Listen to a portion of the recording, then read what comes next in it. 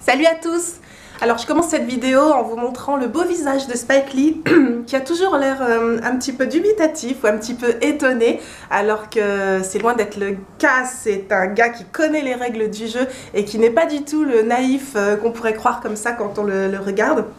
Donc Spike Lee. Spike Lee, dans les années 90, c'était un des gars les plus cool de la pop culture américaine, celui qui arrivait en ayant fait un hold-up sur Hollywood pour réaliser les films qu'il avait envie de faire, a imposé sa nouvelle esthétique de la banlieue noire américaine et parler des sujets vraiment qui concernent cette population. Et Spike Lee, dans les années 90, quand il fait notamment son film Do the Right Thing, que je vous conseille de voir et de revoir parce que ça n'a pas pris une ride, ça arrive en France comme une bouffée d'oxygène pour tous ces jeunes notamment qui, comme moi, vivaient dans des banlieues plutôt tranquilles, hein, il faut le dire, en France, et qui voient un petit peu cette bombe d'énergie vibrante qu'est le film de Spike Lee, qui montre un petit peu les conditions dramatiques dans lesquelles vivent les Noirs américains, mais qui le montre d'une façon tellement belle et tellement pleine d'énergie, tellement esthétique que, en fait, loin de nous repousser du rêve américain, donnait plutôt envie de s'y coltiner à ces rêves américains. Et donc, Karim Madani, c'est pareil, sans doute de la même génération que moi, il a été extrêmement marqué par Spike Lee. Et par ailleurs, on sent dans chacune des lignes de son livre que vibre en lui un amour de la culture populaire américaine intense et érudit. Et donc, dans ce livre, il prend un petit peu modèle sur les journalistes américains, puisqu'il va nous parler de Spike Lee, mais non pas dans une biographie conventionnelle et chronologique, mais en dressant un portrait un peu amoureux à travers ses films. Il prend un par un comme ça les films de Spike Lee. C'est là que je m'aperçois que je me suis arrêtée depuis pas mal de temps dans la filmographie de Spike Lee, parce qu'il a fait vraiment de très nombreux films qui ont l'air extrêmement intéressants et qui m'ont vraiment donné envie d'aller les voir ou les revoir, parce que je me souvenais pas de tout. Mais dans la façon dont Karim Madani a d'analyser ces films, on a vraiment envie de les revoir parce qu'on se rend compte de la richesse de tous les thèmes qu'aborde Spike Lee. Donc bien sûr, le racisme est extrêmement présent dans les films de Spike Lee comme une fracture fondamentale des États-Unis, mais au-delà de ça, il parle de beaucoup d'autres sujets. Il a beaucoup de héros qui sont blancs aussi, mais qui sont souvent issus justement des couches populaires les plus fragiles de la société américaine, et comment il y a toujours des duels, des dilemmes cruels entre le bien et le mal qui se jouent pour tous ces personnages, et à travers ces personnages, de nombreuses autres fractures des États-Unis. La drogue, la pauvreté, l'urbanisme cauchemardesque américain, donc les relations entre diverses populations, tout ce melting pot qui souvent devient un brouet infernal sous le soleil américain. Et donc tout ça est extrêmement bien décrit et filmé par Spike Lee, qui a inspiré de nombreux réalisateurs, notamment Quentin Tarantino aux États-Unis, Mathieu Kassovitz en France, mais qui a aussi révélé ou contribué à faire renaître des musiciens de jazz, des musiciens de rap, et à mêler à ces films toute cette culture musicale typiquement américaine qui aujourd'hui connaît un succès qui ne se dément pas. Et donc Karim Madani, eh bien voilà, il rentre dans la vie de Spike Lee par ses films, et il nous décrit par le menu comment ces films sont conçus, quels sont les grands thèmes abordés par les scénarios de Spike Lee, et en même temps il n'hésite pas à nous énumérer tous les musiciens, tous les styles musicaux qui traversent la filmographie de Spike Lee. Donc vraiment, ce livre, ça se lit à toute vitesse, comme un bon article américain ou comme une virée en ville à New York, mais ça se lit aussi quasiment écran devant les yeux pour regarder des extraits des films de Spike Lee, et écouteurs sur les oreilles pour se replonger dans la musique extrêmement savante, bien que populaire, qui est utilisée dans les films de Spike Lee. Donc je vous conseille ce livre pour ça, premièrement, et aussi parce que c'est un livre qui est assez épatant pour pouvoir se rendre compte comment des événements qui semblent totalement extérieurs à l'opposé de ce qui se passe dans les banlieues dont parle Spike Lee ont en fait un effet dévastateur sur ces banlieues et comment finalement ça fait bien longtemps qu'on est dans un monde totalement globalisé. Par exemple, il prend l'exemple des Contras, cette guérilla de droite, voire d'extrême droite, qui luttait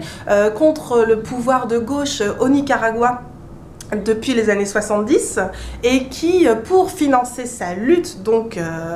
contre le gouvernement, a inondé les États-Unis de drogue pour en retirer l'argent donc qui permettait de payer leur guérilla au Nicaragua, et comment cette drogue a impacté violemment et prioritairement les Noirs américains des banlieues qui n'ont rien à voir a priori avec le Nicaragua. Il explique aussi, dans un registre un peu plus léger, comment la panne d'électricité de New York, cette énorme panne de 24 heures en 1977, a contribué à l'émergence du rap dans ses versions les plus poussées, puisque à ce moment-là, quand il y a eu cette grosse panne d'électricité, il y a eu des émeutes, il y a eu des magasins pillés, et notamment des magasins de sono et de hi-fi, où des jeunes musiciens en fait se sont emparés du matériel dernier cri auquel ils n'avaient pas accès en temps normal, et ont pu comme ça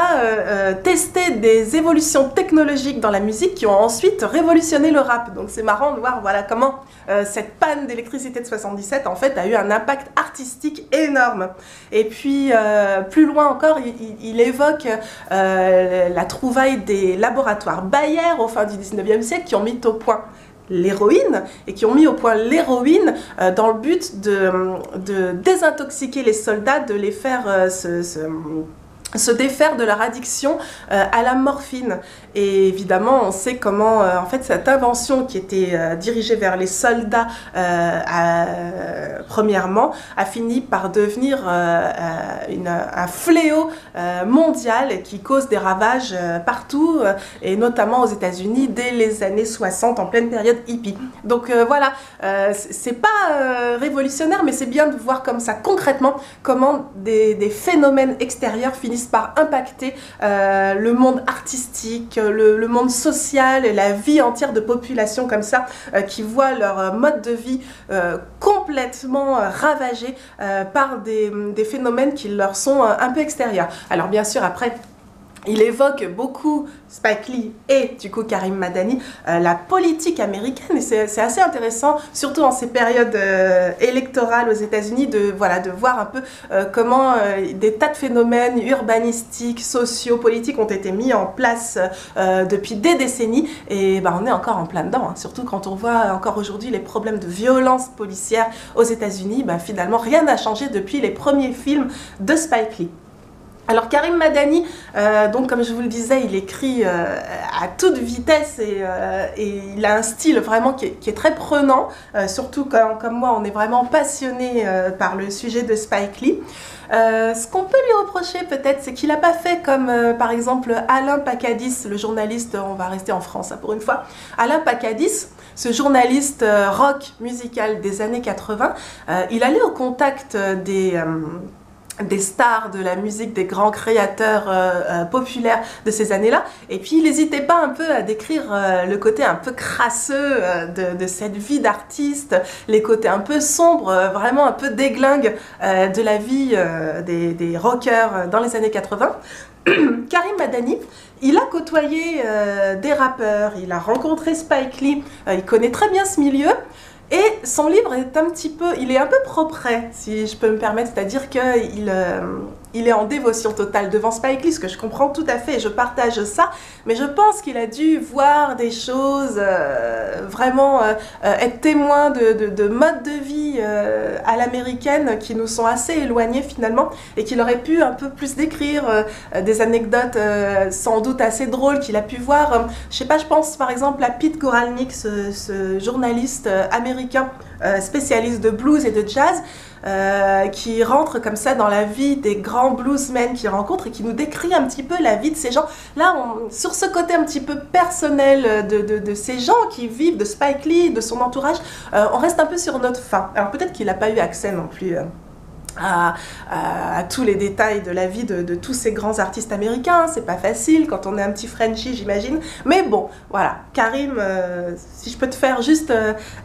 si j'ai une petite question à te poser, ce serait ça. Est-ce que tu as vu des choses un peu croustillantes de la part de tous ces gens dont tu parles très bien dans ton livre? Voilà. Regardez les films de Spike Lee, lisez le livre de Karim Madani, écoutez la musique parce que vous allez sans doute découvrir des musiciens extraordinaires si vous aimez ce style de musique. Moi je suis toujours un petit peu frustrée pour les textes de rap parce que malheureusement de loin comme ça, en plus ils utilisent un argot incroyable. On n'a pas accès à toute cette richesse linguistique quand on est français qui truffe les textes de rap et qui font la poésie des rappeurs américains. Mais bon, même comme ça, c'est vraiment passionnant à lire, à écouter, à regarder. Donc voilà, Spike Lee de Karim Madani. À bientôt, ciao.